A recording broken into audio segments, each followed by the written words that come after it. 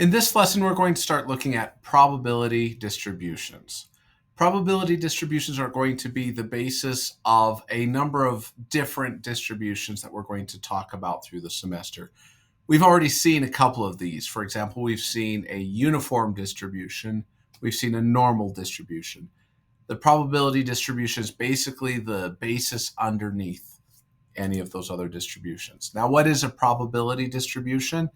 Essentially, it is a look at the probability of all possible outcomes. For example, if I'm doing an exercise routine and I want to see how other people react to this routine, and I ask them, is it easy, medium, or hard?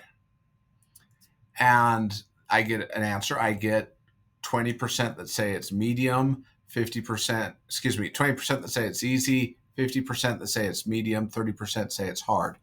I've just looked at the distribution of all of the different categories. That's the idea of a probability distribution. We're just looking at all of the probabilities of each possible outcome. Now, there are three main requirements for a distribution to be valid. First is that the probabilities need to be fixed. If these probabilities are continually changing, then it's not going to be a very easy thing to work with. We can't work with something that's always changing. We need something that's fixed.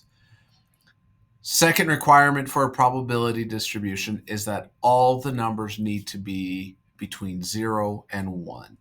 This makes sense. Is it possible to have a negative probability or a probability greater than 100%? No, neither of those is likely. Neither of those is possible. Not just not likely, but they're not possible either. The third requirement is that all of the probabilities across all of your categories have to add up to 100%, meaning they add up to all the subjects of your sample are included in any one of those distributions. Okay? If you add up the probability for each distribution, you're accounting for everybody, 100% of the people. So your probabilities had better add up to 100%. All right. So here on the right side of your screen, I have a few different probability distributions. We're going to go through them one by one and see, are these valid probability distributions, or do they break one or more rules? Okay, so let's first one. We have four categories. Categories 0, 1, 2, and 3 of probabilities: 60%, 10%, 20%, and 30%. Okay, so these probabilities are all fixed. So we're good there. The first requirement is met. The second requirement is that all the probabilities are between 0 and 1. They are, so we're good there. The third is that the sum of all probabilities is 1, exactly 100%.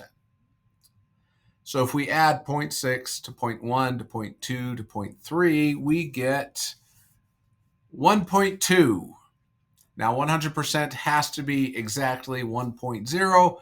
This doesn't make it. So this first distribution is not a valid probability distribution. Let's go to the second one with probabilities 0.3, 0.5, 0.4, and negative 0.2. Probabilities are all fixed. Let's add them. If we add them together, we get 0.3 plus 0.5 plus 0.4 plus a negative 0.2, which is 1.0. We're good. This is perfect. However, hopefully you all saw this. We have ourselves a negative probability in there. That breaks the second rule. All probabilities must be between 0 and 1. So even though all my probabilities added up to 100%, because of that one negative probability, this is no longer a valid probability distribution. Okay, let's look at this last one. If we add up all the values together, 0.4 plus 0.2 plus 0.1 plus 0.3, we get an even 1.0. This is perfect. This is exactly what we want. Do we have any negative values? No. Do we have any probabilities greater than 1? No, we don't. So this would be a valid probability distribution. All the probabilities are between 0 and 1, and they all add up to 100. Now, we can use these probabilities and we can create a histogram of our data. So, a histogram, probably a better way to call this would be a bar graph. That's really what it is a bar graph. What's the bar graph of each category? And the y-axis then would be either the probability or the relative frequency, but we're going to stick with probability now. We learned it with relative frequency back in lesson 4, but now let's use probability for the y-axis. Let's roll 2 dice. What is the probability of getting each sum? Now, back in lesson 11, we talked about the different possibilities for rolling 2 dice. And we decided that there's one way to roll a 2. That's where both dice are 1s. And then to get a 3, there are 2 options, either a 1 and a 2 or a 2 and a 1, one or the other. So there are 2 possibilities there, 3 possibilities to get a 4, 4 possibilities to get a 5. We could continue and go on back to lesson 11 when we talk about the fundamental counting rule. I have a table in there. You can look at that, and you can count how many cells add up to each of these values, and you end up with this probability distribution, where the probability increases until you hit 7, and then any numbers above 7, those probabilities start dropping again. Okay, so we've got our values, we've got our probabilities. We can create a bar graph for each of these categories with the height of the bar being the probability. Now, this is the graphic of a distribution. So we have the probability distribution, which is all the possible categories and their probabilities.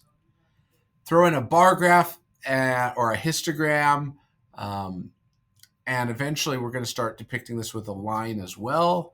This would be the visualization of our distributions.